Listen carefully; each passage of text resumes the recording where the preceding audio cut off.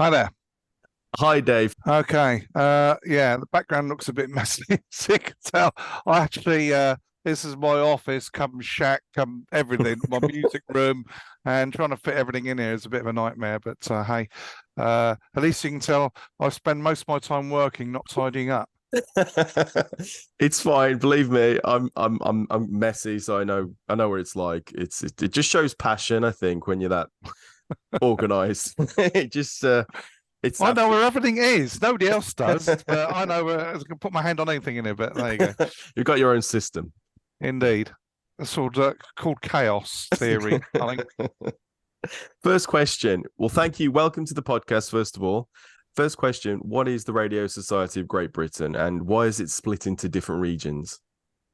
Well, the Radio Society of Great Britain is a rather large radio club, to be quite honest. It's got a commercial arm as well, so it's unique in that sense. But it is very much like a union. We represent amateurs and radio amateurs and shortwave listeners from the UK and those based abroad as well, with regards to the hobby. So we lobby on their behalf with the governing bodies of amateur radio. So people like Ofcom, we have a lot of dealings with, and also on an international level with the ITU, International Telecommunication Union. So is it just amateurs or is there a professional element to the society as well? No, it's all amateurs. The society itself do have some full-time employees based at our HQ in Milton Keynes. The idea is that there's a full-time staff, a core of staff that are paid. The majority of the staff actually at head office, there's about 18 staff in total, but many of them work part-time, so they're not all there at the same time. So we have some part-time roles, but the biggest majority of the work is done by an army of volunteers.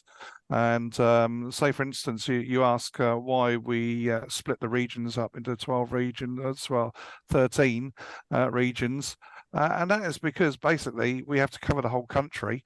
And there's a number of people in each region, which is broken down into districts that actually physically do the representation of the RSGB and reach out to clubs and amateurs, as well as the guys at head office. So whenever you go to a radio rally or a club and there's an RSGB person there, it'll be one of the regional team that turn up there to do that particular function. And what's the appeal of amateur radio? Um, You could ask the same of many hobbies, really. What's the appeal of fishing? Also, you know, What in some cases, amateur radio is very much like fishing. You can throw you know what fish you're trying to get, but you have to know what bait to put on your hook and all of the method of actually catching the fish. yeah. And then you stick it out there and you see what you catch. And in a lot of ways, amateur radio is a bit like that because no matter what equipment you have or what knowledge you have, depending on what the sun's doing and what the propagation does for the radio signals, you never know from 1 minute to the next what you're going to, who you're going to be talking to next. So it's very varied, very varied. And there's so many different arms to amateur radio as well. So some people just like talking on a microphone, but there's other modes that you can use. You can use computers to talk to each other using various modes. You can try bouncing your signal off the moon with EME and reflect your radio signal off the moon back to Earth again. There's all sorts of manner of things you can do. And from that respect, amateur radio is so vast, there's so many different facets to the hobby that it's just infinitely fascinating. You can do one thing, and then once you've done one thing, it's like, well, what else? Well, there's loads of other things to do within the hobby, which is its attraction, I think, really. And is there a large social element to it? Do you talk a lot on radio? Is that a part of the appeal? There is very much an element of that.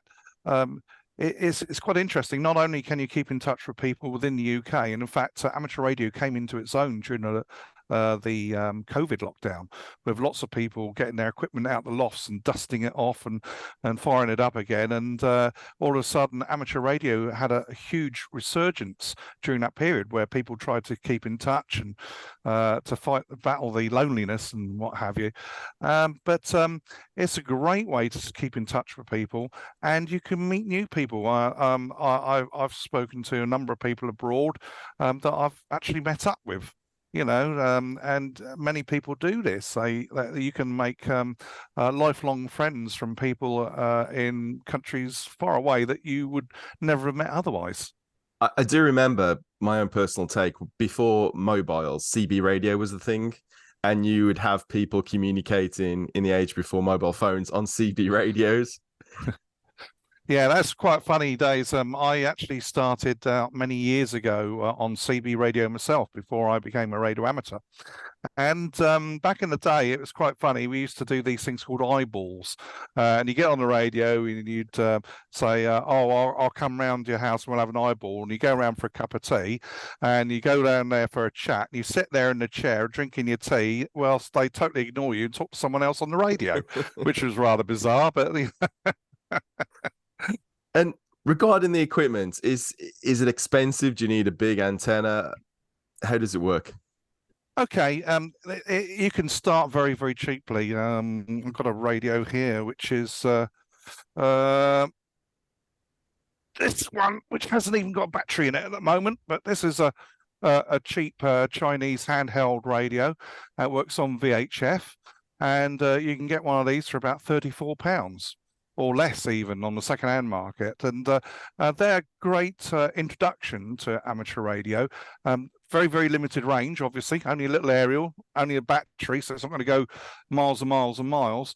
But it's a good way of getting started. The only problem is, of course, is that if somebody gets one of these and they try and get into amateur radio and they use a cheap little radio like this, sometimes the results can be a little bit underwhelming. So you basically get what you pay for with amateur radio. You start to spend more money, and you get much nicer gear, and it does a lot more for you. But unfortunately, you can't just go out and buy a piece of kit like this and then suddenly start talking on the air. You actually do have to do some training and pass some exams, because using the wavebands that we do as radio amateurs, it is a privilege, not a right.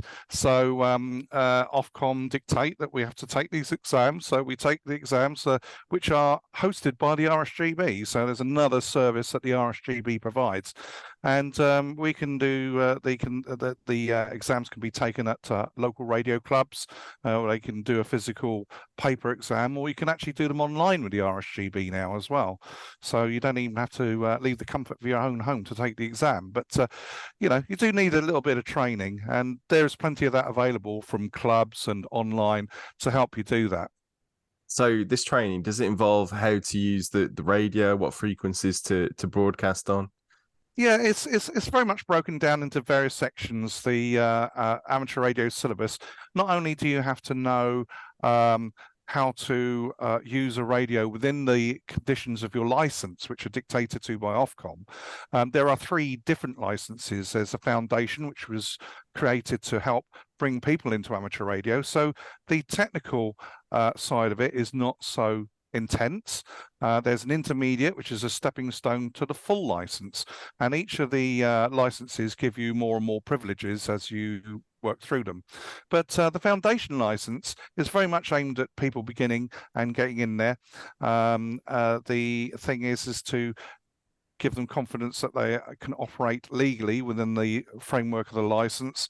They can do it safely without causing danger to themselves or others, including interference. Okay, so you don't want to be firing a radio up and interfering with essential services. And there's there is a little bit of theory about how the radio works as well.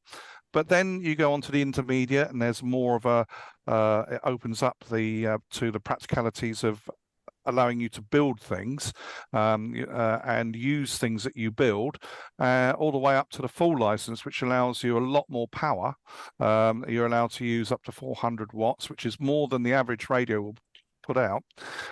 So you can use amplifiers and things, and actually big aerials, and because it's deemed that you know what you're doing. If you pass your full license exam, you know what you're doing by this stage, so you're not going to be causing yourself a nuisance to anyone. And that's really it. So, and there is recently just been another way to get your full license, which is the direct to full license path, which has been developed for people that are actually in advanced educational work within the industry anyway. So people that have done a degree in electronic engineering will have no problems with the maths entailed in, say, the full examination, because we do have to work some things out with some formulas in that. So, and there's people that work in the telecoms industry that already have all this experience, so they don't really want to go and do a foundation and an intermediate, then they're probably pretty well set up to do the full license straight away. And that was actually being developed to give them a way to get their full license without having to do all 3 exams. So what could you do with the full license which you couldn't do with the beginners? Okay, well, as I said, you can use a lot more power, which means when conditions are poor, you can actually use more power to contact someone else. It allows you to operate on a boat, like maritime mobile, we call it. With the permission of the ship's master, you're allowed to use amateur radio on a boat, which you can't do with a foundation or intermediate. It also allows you to use 60 meters, which is a wave band that's been opened up to radio amateurs within the past few years, which is we use on a secondary basis to the military. Okay, so the military actually have this wave band. It's not used so much these days, and they've released some frequencies for us to use, but you're only allowed to use it if you're a full licensee. Other things you can do is go abroad and use your amateur radio equipment abroad. Many countries actually recognise the full UK license and will actually allow you a reciprocal license in the country that you're visiting. Not all countries sign up to it, but the majority, a lot of them do, especially the European countries.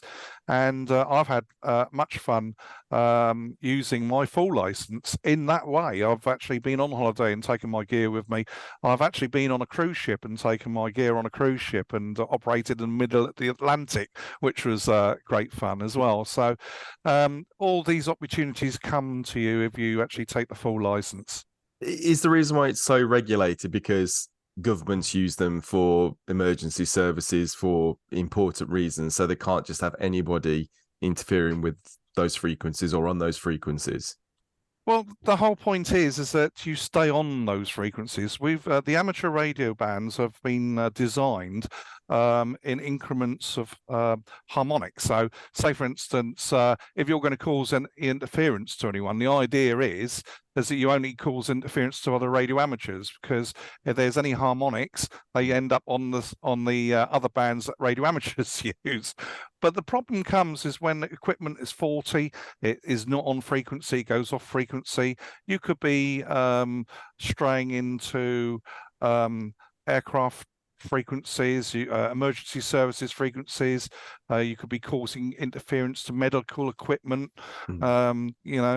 There's all sorts of things you have to bear in mind. That RF, radio frequencies can be harmful, not in the ways you would first imagine.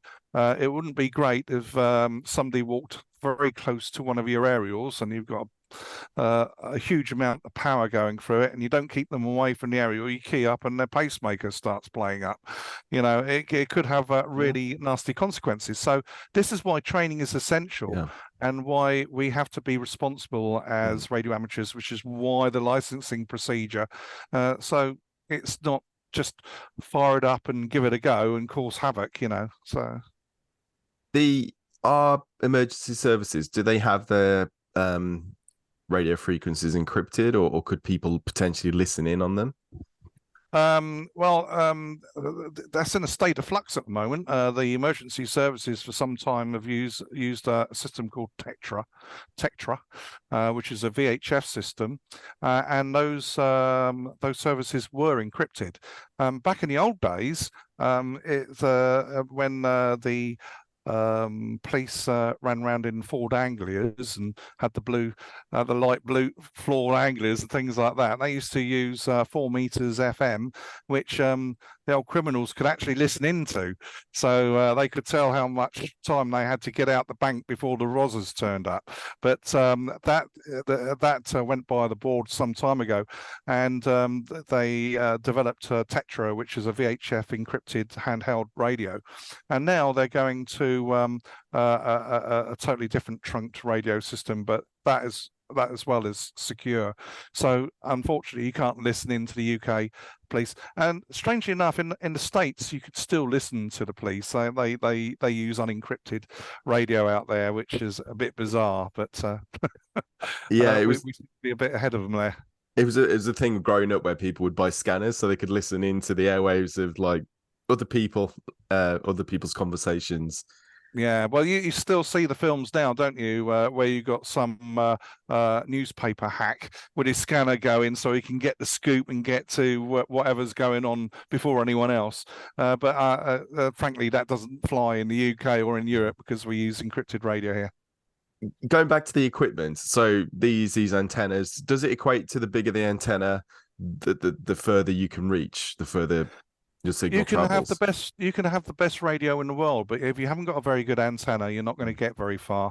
And unfortunately, with aerials, in VHF, in very high frequencies, height is might. It's very directional and very much line of sight.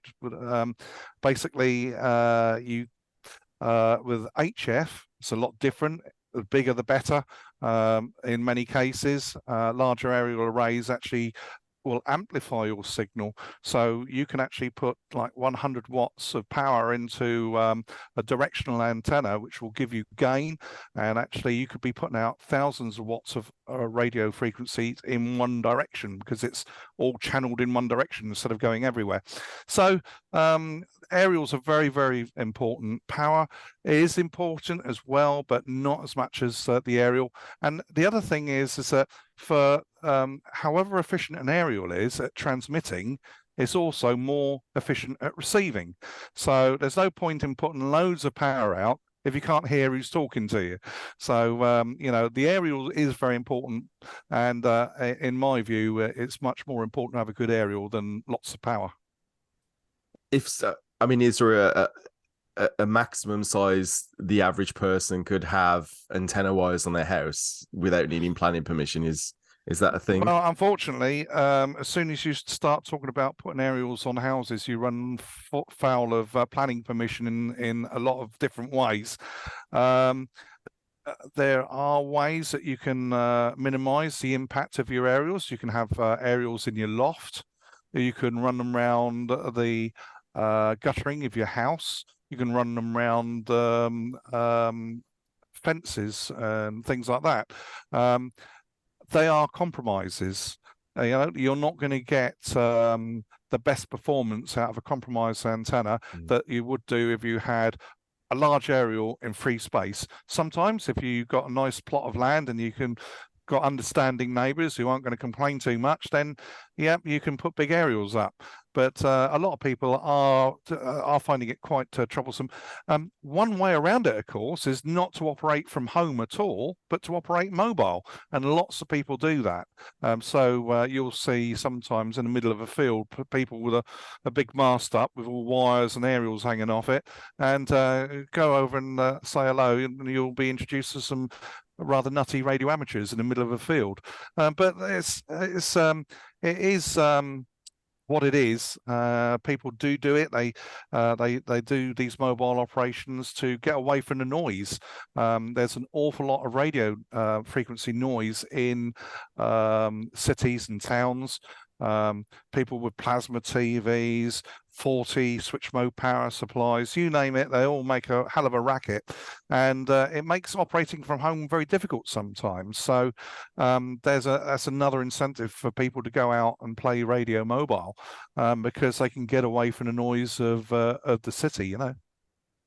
If you had one of these mobile units, how far could you broadcast? I mean, would you be able to go to the side of the Atlantic or Ireland, or what's the sort of reach on equipment that's people could feasibly buy?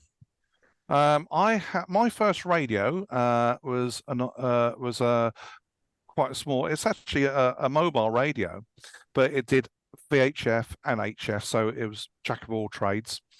My first contact was with a guy literally half a mile down the road who came back to my first call. Later on that year, I had a contact to someone in the Falklands. So, and that was from my house, never mind going mobile. So when you actually get out mobile, you can actually hear a lot more the people coming back to you from all around the world. But I've got contacts into Australia, New Zealand, Tasmania, Falkland Islands, South Shetland Islands, all sorts of places. The opposite side of the world. So if you can literally work the world with amateur radio. That's as long as the conditions are right, and Yeah. you can't always account for those. We have a good idea of what the sun's going to do. The propagation that allows us to talk around the world is dictated to pretty much by the weather on the sun. Which is rather strange, but it actually charges up a layer in the atmosphere called the ionosphere, which actually reflects radio waves around the world. And if the sun does its job and charges it up quite nicely, then we get nice reflective ionosphere and we get good propagation. But at the moment, as I speak, I'm looking at the KP index at the moment, which is which tells us that we're being hit by a solar windstorm. So there's a coronal hole on the sun at the moment, which is letting a stream of ions out of the sun. It's hitting our atmosphere and it's put a big dent in the ionosphere at the moment. So that will dissipate within the next 12 hours or so. But you get these phenomenon from the sun that actually affect what actually happens with the radio propagation, and we can forecast and sort of like get a general idea of what the propagation is going to be like at any particular time. We have software that predicts it for us, and that also varies on the 5-year sunspot cycle. So during the sunspot maximum, we get loads of propagation, and the sunspot minimum not so much. So it's a very, very interesting hobby. You get into space, sun, the weather on the sun, for instance. How many hobbies would you get into that about? You know. What did you say, the KP index? Is that what you said? Yeah, the KP index. Don't ask me what it stands for.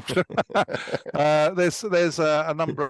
I've got a big clock up here, and it's got some information on it which shows me what's happening with various statistics from the sun. So we've got the smooth sunspot number, which is 77. We've also, which is fed into the propagation software. We've got a solar flux index. Normally that number, the higher the better. So we're at 135 at the moment. During the sunspot minimum, it'll be right down 50, 60, something like that. On a high, we're up near the 200s, 200 plus. And that's when things get quite lively. We've got an X-ray number there, which shows you the amount of X-rays that are hitting the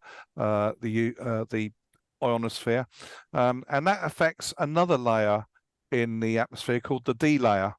And when you get loads of X-rays, that D layer absorbs radio waves. So the higher the X-ray number, the D layer gets more absorbs more radio waves. So it's worse. So we like the X-ray number to be low.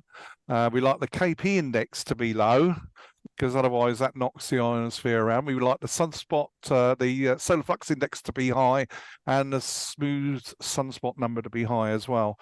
So it's a bit of juggling of figures around there, but it's all interesting stuff.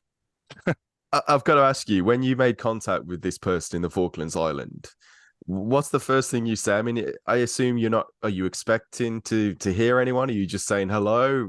How does it work? Well, basically, most amateur radio conversations comply to a particular format. We've all got a call sign. Mine's M0MBD, or if you're using the phonetics like we do on HF, it's Mike 0, Mike Bravo Delta. And what we'll do is, if we're just fishing for a general conversation, we'll call CQ, which means calling all stations, CQ. And then sometimes we'll put in the letters DX, which means long distance. And some of these abbreviations go all the way back to the days of Morse. Obviously, when you're banging away on a Morse key, you don't want to be using the full words all the time. So they created a code called the Q code, and some of these abbreviations are still in use now, but we use them in speech even. So we call CQDX, and that means calling anyone long distance. Saves us having to reel that off. So CQDX, and somebody will come back to us, and they'll come back. They'll come back with my call sign and then their call sign. It's always the matter of you give your call sign last.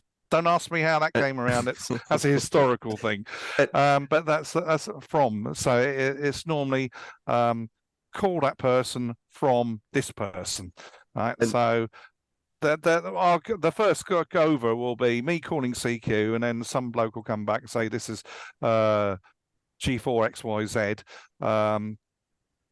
And I'll go back to him. I'll say G4XYZ M0MBD, and then I'll give him a signal report, and I'll say you're giving me a great signal 5 and 9, which means a radio 5 signal. There's a scale of 1 to 5 for the quality of the audio, and the 9 is what's reading on our meter. So we have a signal meter, and we'll say 5 and 9 means you give me full deflection on meter just about, and your audio is very good. So I give him 5 and 9. I'll tell him where I'm from, tell him what my QTH is. So I don't tell him where I'm from, I'll tell him my QTH, which is Haye, northeast of London. And then I'll go back to you, whatever your call sign is from M0MBD, and then he'll come back and tell me a bit about my signal report, where he is, and then the conversation can either move on from there if he's busy and there's a queue of people trying to contact him, right? We try and keep the contacts short so it gives other people the opportunity to talk to him. If he's in a chatty mood, we'll have a chat about the weather, or how many sheep are in the Falklands today, and all this kind of stuff. So it can be quite entertaining. Sometimes we'll talk about our equipment, our stations.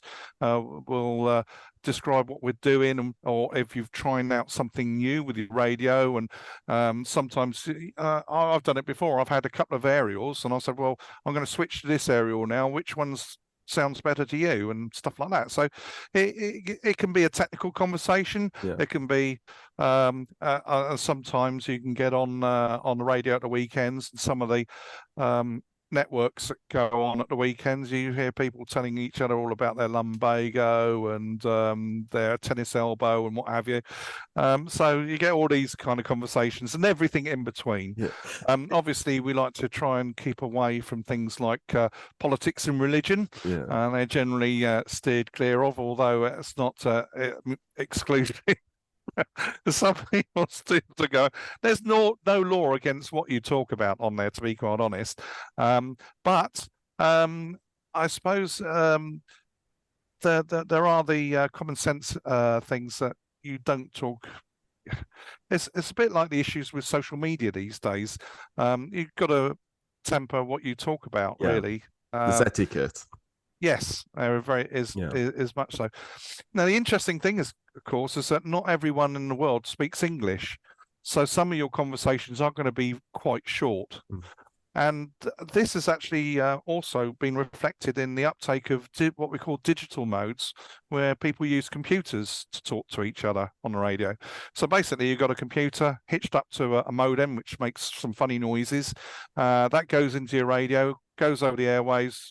Somebody at the other end with another box decodes those squeaky noises and turns it into text on your screen.